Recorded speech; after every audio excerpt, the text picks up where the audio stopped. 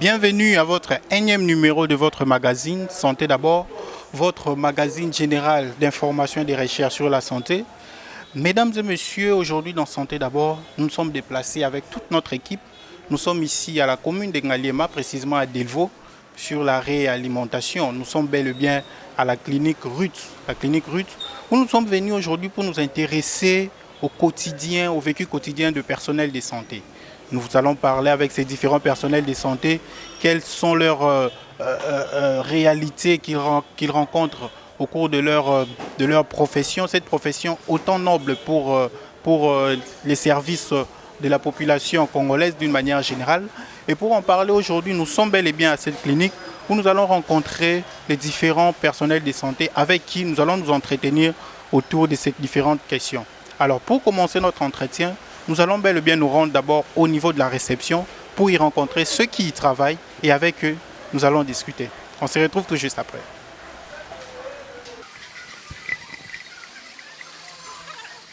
C'est le magazine Santé d'abord, le magazine de santé.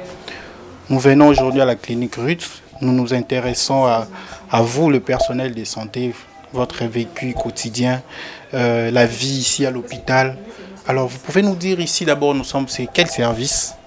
Oui, nous sommes à la clinique RIT. C'est notre réception. C'est ici que nous commençons à recevoir les malades. On établit les dossiers, les malades payent. Et s'ils payent, on envoie les dossiers chez les médecins. Les médecins les consultent et puis l'encheminement du traitement, c'est tout. Ok, alors, quelles sont les différentes réalités, si on peut dire ainsi, auxquelles vous êtes confrontés tous les jours? Est-ce que ça va de soi, c'est une tâche aussi facile comme beaucoup le pensent, que c'est une profession très facile? Ou bien vous êtes rencontrés aussi à quelques réalités, quelques difficultés, des personnes parfois qu'on reçoit, surtout que vous recevez autant de personnes, c'est-à-dire que c'est autant des caractères, autant des comportements. Alors, comment ça se passe? Ah oui, merci. Ici, vraiment, c'est pas une mince affaire. Nous recevons des gens de toutes catégories. Et il y a des malades insupportables, mais nous essayons quand même, tant soit peu, de garder notre position. Parce que quand le malade vient, il vient avec ses problèmes, qu'il a ses problèmes psychologiques, sociaux et autres. Mais quand même, on se bat, travailler, puis... Très bien. Alors, après ici, la prochaine étape, c'est où? Quand le malade termine avec vous? Si le malade termine avec nous, on lui envoie chez le médecin. Si le médecin lui consulte, après avoir lui consulté, il revient encore ici. S'il y a des examens à faire, on lui passe à la caisse, il paye et on lui envoie au labo pour le prélèvement des examens. Et on attend la suite, c'est après les résultats. Okay. Donc on peut savoir c'est quels services qui sont organisés ici. Ok. Ici nous avons la médecine générale, nous avons la pédiatrie, nous avons les services bucco-dentaires, nous avons la médecine physique et réadaptation et nous avons c'est différent. Mais oui, la médecine interne aussi. Ok, merci Monsieur Nestor. Alors pour finir, est-ce que vous pouvez avoir un dernier mot adressé peut-être à l'intention de la population, pour ne pas dire de la RDC, mais de ces coins peut-être de la capitale? Ah oui, s'il y a à dire, nous pouvons dire, nous citions sur l'avenue Makandakabobi numéro 6. Et on est là, on attend que les malades viennent, ceux qui veulent d'être bien soignés, qui viennent à nous et puis ils seront bien soignés, ils seront satisfaits de leur santé. Ok, merci beaucoup Monsieur Nestor. Puisque vous l'avez dit, quand le malade quitte ici, la prochaine étape, ils vont voir le médecin. Alors nous allons essayer de suivre le parcours du malade, comme le malade le fait. Quitter ici, nous allons nous rendre chez le médecin. Okay. Voilà, mesdames et messieurs, nous sommes maintenant ici au box de consultation. Nous allons rencontrer le médecin.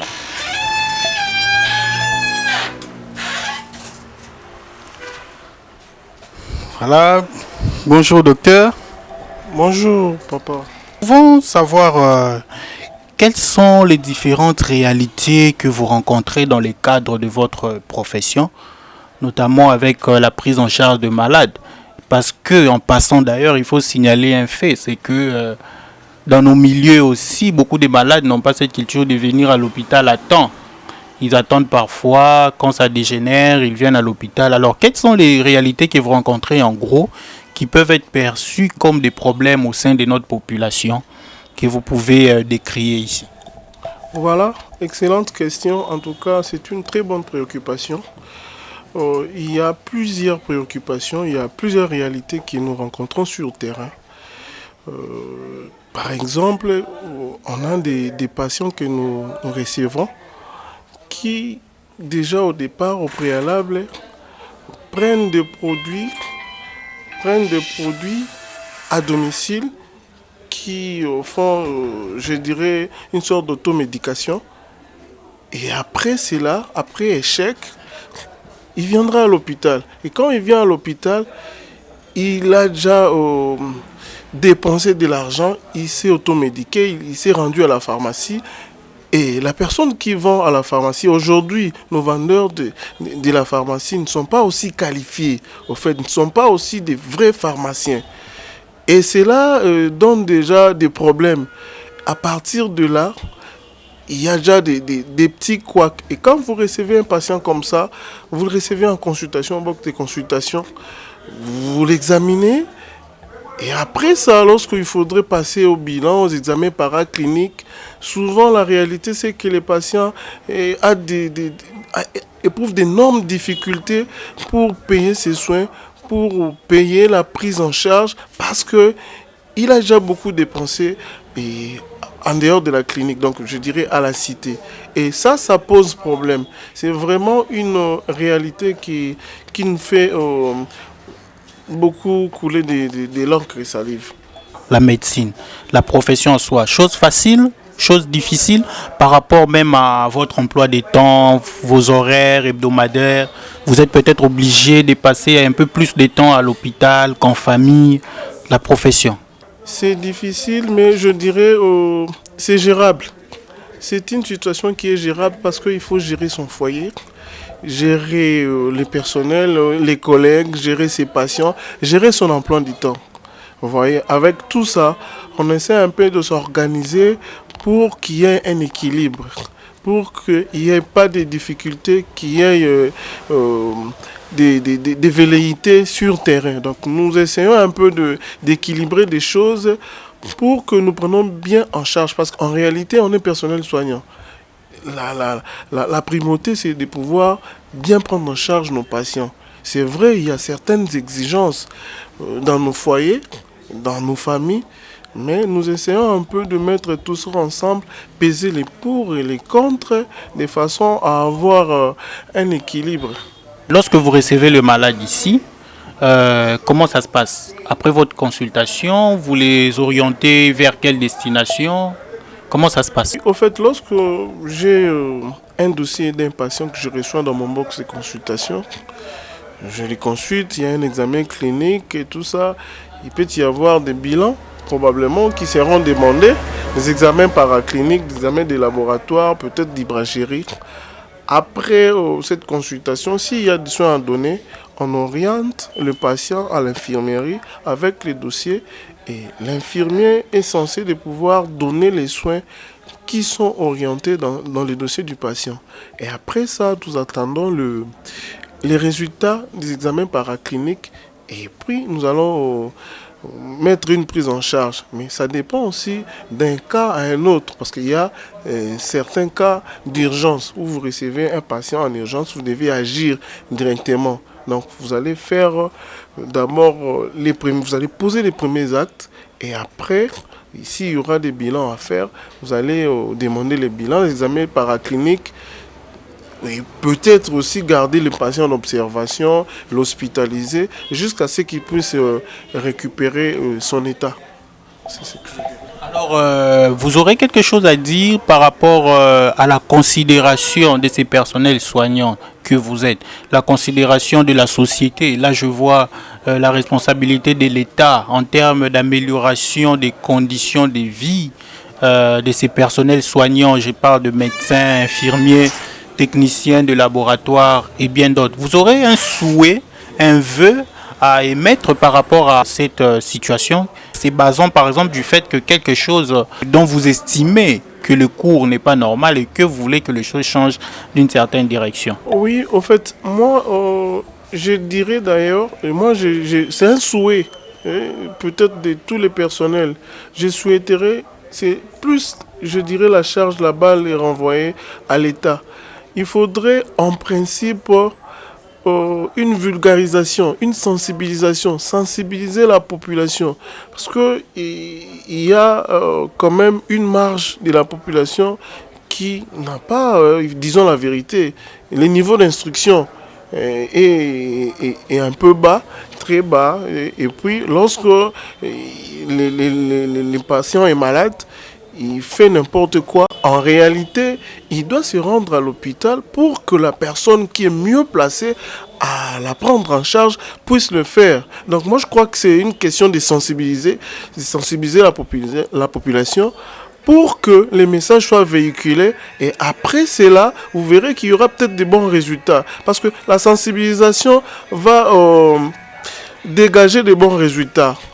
On va sensibiliser la population, dire à la population, quand on est malade, il faut aller à l'hôpital, il ne faut pas prendre des produits abusivement parce qu'il y a certains produits qui sont toxiques, nocifs à la santé, machin.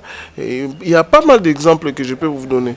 Tel qu'aujourd'hui, vous verrez, il y a beaucoup de patients, beaucoup de gens qui prennent du paracétamol abusivement comme des arachides. Alors qu'on ne sait pas quel est l'état de son foie, est-ce qu'il n'a pas de problème au niveau hépatique, tout ça. Nous prenons les patients à la cité, les gens prennent du paracétamol comme des arachides. Donc moi je crois que c'est une question de sensibilisation. Il faut sensibiliser la population, faire vraiment une bonne sensibilisation, énumérer les points essentiels pour que nous ayons de bons résultats. Parce que si on ne fait pas la sensibilisation, on va continuer à tourner en rond.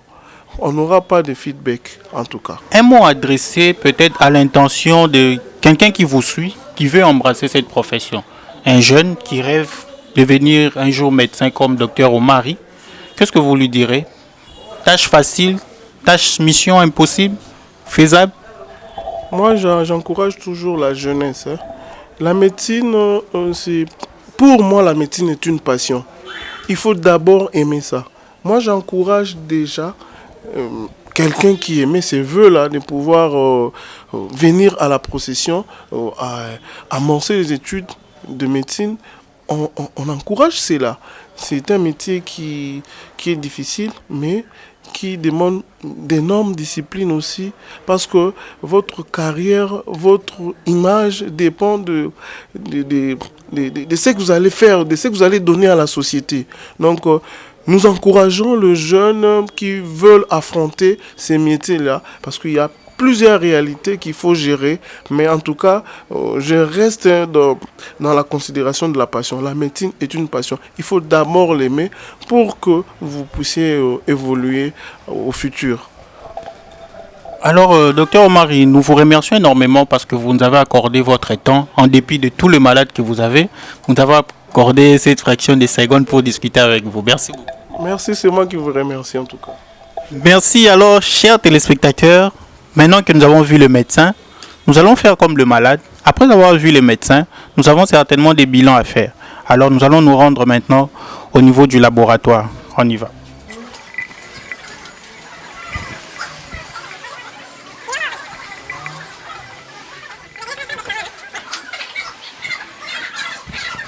Voilà, mesdames et messieurs, nous sommes ici maintenant au niveau du laboratoire.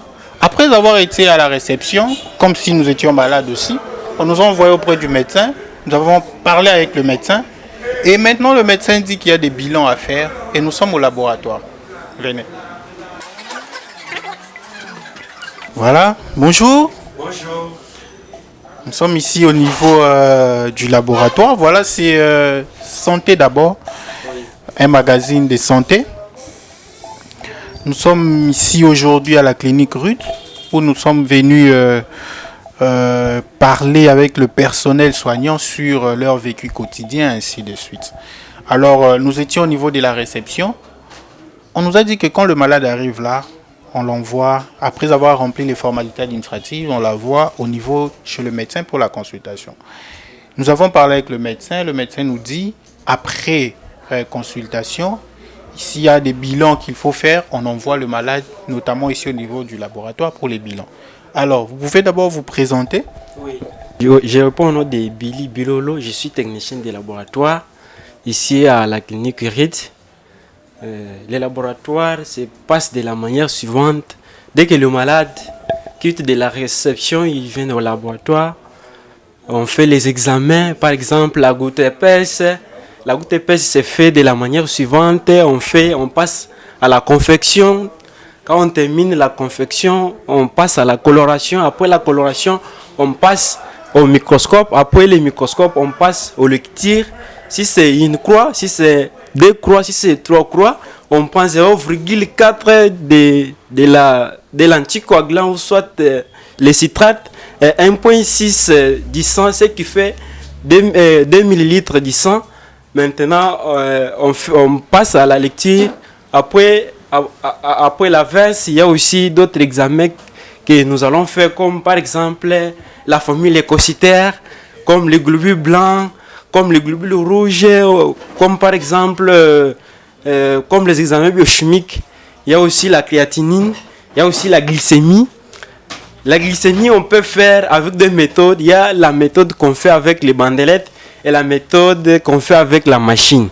Avec le bandelette, on prend le sang, on prélève, on pique. Dès que le sang coule, on essuie la première goutte, on recueille la deuxième goutte. Et puis si la valeur sort, on écrit sur les bancs de laboratoire. Maintenant, là, pour la méthode de la machine, on centrifuge les sangs. Et puis on reçoit les sérums. C'est les sérums que nous allons prendre. On prend 1000 microlitres de réactifs avec 10 microlitres de sérum. Et puis après quelques minutes, on passe au dosage. Je crois que c'est vraiment ce que nous faisons du laboratoire. Vraiment, Monsieur Billy. Alors, quelles sont les petites difficultés, les petites réalités auxquelles vous êtes confrontés dans l'exercice, dans le cadre de l'exercice de votre profession? Le malade, quand ils arrivent, est-ce que c'est toujours facile d'aborder le malade? Est-ce que tous ont la même compréhension par rapport à ce que vous devrez faire? Est-ce qu'il y a des petites difficultés comme ça que vous rencontrez? Oui, il y a certains malades qui nous viennent à des fois, ils nous posent des questions. Quand ils viennent déposer, à des fois on les donne les flacons pour mettre les urines, à des fois les sels, à des fois ils nous disent pourquoi vous préférez toujours de leur donner les flacons. Maintenant, vraiment c'est très important de leur donner comme ça. Donc les malades ne sont pas toujours informés, tous n'ont pas toujours le même niveau d'information par rapport à ce qui doit être fait. C'est ce qu'on peut dire. Ah oui, vraiment, ils reçoivent des informations quand ils arrivent ici au laboratoire. D'accord. Alors, nous sommes bien... Quand vous terminez avec des examens, quand vous terminez avec vos examens ici, et les résultats, vous les adressez à qui? Les résultats, nous les laissons toujours ici au laboratoire. Dès que les malades viennent, ils passent directement à la réception. Dès que ils arrivent à la réception, c'est les réceptionnistes qui viennent prendre les résultats et puis donner à la réception et ils amènent chez le médecin. Ah d'accord, donc c'est le médecin qui doit interpréter les résultats. C'est les médecins qui doivent normalement interpréter les résultats. Dès que les malades viennent, ils passent directement à la réception. Maintenant, les gens de la réception viennent prendre les résultats et puis ils amènent chez le médecin. Et c'est là qu'ils auront leur prescription, c'est comme ça? C'est les médecins vraiment qui se sentent qui doivent faire la prescription des médicaments. D'accord, merci beaucoup Monsieur Billy. Merci beaucoup papa. Voilà, mesdames et messieurs, amis téléspectateurs, nous étions là au laboratoire où nous avons eu ces connaissances par rapport aux différents bilans organisés ici au niveau du laboratoire. Alors, ceci étant, nous allons rentrer de l'autre côté pour avoir une dernière intervention. Nous sommes ici au box de consultation de la médecine physique. Alors, notre curiosité, quand on a parlé des différents services, notre curiosité c'était par rapport à la médecine physique. Nous sommes curieux de savoir, la médecine physique, vous vous occupez de quelle catégorie des malades précisément? Oui, la médecine physique en soi, c'est une médecine de spécialisation, mais le fait que les problèmes s'étaient posés dans notre pays, et c'est ainsi qu'on avait essayé d'adapter ça. Et c'est ainsi que la médecine physique traite toutes les pathologies liées à la douleur. D'accord. Alors, vous êtes confronté à quel genre de difficultés ici? Comment ça se passe, vos malades, est-ce qu'ils assimilent facilement ce que vous leur prodiguez comme conseil ou bien il y a un problème parfois d'adaptation, d'information avec le malade? Comment ça se passe? Oui, merci beaucoup pour la question. La plupart des malades que nous croisons ici ou que nous prenons en charge nous font buter à beaucoup de difficultés. La première des choses, il y a d'abord l'âge. Vous voyez, les pathologies liées à la douleur, ça frappe surtout le malade de troisième âge. La plupart des malades que nous prenons en charge ici, ils ont déjà la moyenne d'âge, c'est plus de 50 ans. Vous voyez, et certains exercices ou certaines recommandations que nous leur recommandons, ils ne les font pas comme nous les voulons. Et c'est ça d'abord la première difficulté. L'autre difficulté aussi, c'est lié à la compréhension. Vous voyez, la plupart des patients que nous rencontrons, ils ont aussi un niveau d'études un peu moins élevé, ce qui rend aussi l'échange entre nous, médecins éducateurs, et le malade ou la malade que nous prenons en charge. Et aussi, la plupart de nos malades ne respectent pas tellement la durée de la prise en charge. Devant une certaine pathologie, on peut prescrire un nombre de séances à réaliser. Mais dès que la malade ou le malade se sent déjà, son corps va déjà mieux, il arrête le traitement. Il fuit. Donc il ne songe même pas qu'il fallait aller avec le traitement jusqu'à la fin et venir faire un contrôle ou une évaluation. Parce que nous, on a souvent des bilans où on évalue la plupart des malades que nous prenons en charge. C'est ça vraiment la grande difficulté que nous rencontrons ici. Alors en médecine physique, généralement, parce que vous avez parlé de bilan, vous référez souvent le malade vers quel type d'examen généralement en médecine physique? C'est pareil que la médecine générale? Non, c'est pas pareil que la médecine générale. La médecine physique, nous avons certains bilans. En ce qui concerne, il y en a plusieurs, mais ça dépend de la pathologie ou de la clinique en présence.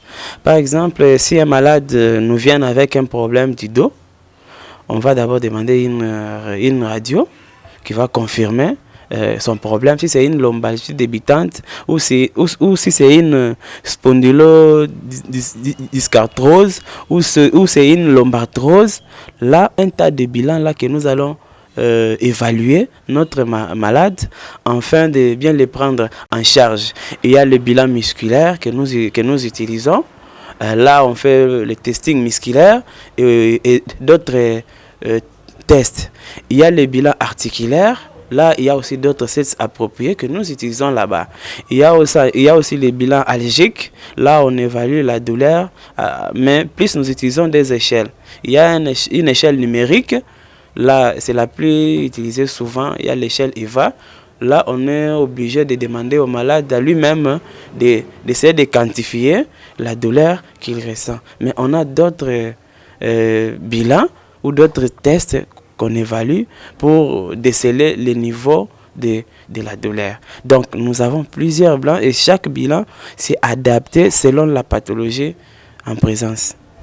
Alors, merci beaucoup, docteur. Alors, pour finir, est-ce que vous avez un dernier mot en termes de recommandations peut-être que vous pouvez formuler, que ce soit à l'égard de l'État, parce que c'est l'État qui régule tout, à l'égard de la population, qui est peut-être sous-informée par rapport à ce que vous avez dit, ou encore à l'égard des autres personnels soignants, n'est-ce pas, de vos confrères? Un dernier mot dans ce sens? Oui, merci beaucoup. Un dernier mot, ça ne peut pas manquer. D'abord, par rapport à l'État congolais, je peux dire que jusqu'alors, la République démocratique du Congo compte au moins moins de 500 médecins physiques. L'État congolais ne parvient pas à nous utiliser comme il faut. C'est ce qui fait d'abord que dans la plupart des structures de l'État, il n'y a pas de médecins physiques. Et vous aussi, la presse, vous jouez aussi un rôle très important dans ces domaines-là, à nous inviter dans des émissions pareilles où nous pouvons venir nous exprimer, parler de la médecine physique à fond. Et cela fera à ce que la population soit bien informée qu'il y a un autre domaine devant ou tel autre problème. On peut voir ces spécialistes. Merci beaucoup, docteur Passion, pour ces temps que vous nous avez accordés. En tout cas, c'est à moi de vous remercier. Je suis vraiment flatté d'être vu par votre presse. En tout cas, je vous remercie autant. Voilà, merci beaucoup. Nous allons finir avec le mot du docteur Passion qui parle de la presse, la place de la presse dans cette démarche. Vous voyez, aujourd'hui, nous avons découvert une discipline aussi importante en médecine qui est la médecine physique, qui est peut-être méconnue du grand public. Et nous espérons que dans les prochaines émissions, nous aurons peut-être élaboré toute une thématique concernant cette discipline. Une discipline très importante aujourd'hui, la médecine physique. Nous avons appris aujourd'hui ici, comme nous l'avons dit, mesdames et messieurs, dans l'introduction de notre émission, ici, nous étions bel et bien à la clinique Ruth. La clinique Ruth qui se situe au niveau des Mbinza d'Elvo, tout justement en face de Météo, l'arrêt Météo, où nous sommes venus parler avec les différents personnels soignants. Nous avons essayé de faire les contours du parcours de malade en commençant par la réception où le malade commence par remplir leurs formalités administratives, commençant par la réception, en allant voir le médecin pour la consultation et également au niveau de laboratoire pour le bilan à organiser. Et pour finir, nous avons vu une autre discipline qui est la médecine physique où certains patients qui présentent des douleurs ou d'autres symptomatologies sont référés pour une prise en charge idoine. C'est donc par ici que nous mettons fin à notre numéro de votre magazine de santé. Santé d'abord, qui est devenu votre rendez-vous hebdomadaire. Mesdames et messieurs, nous aurons donc le plaisir de vous retrouver encore lors de notre prochaine édition à la même heure sur la même chaîne. D'ici là, portez-vous bien.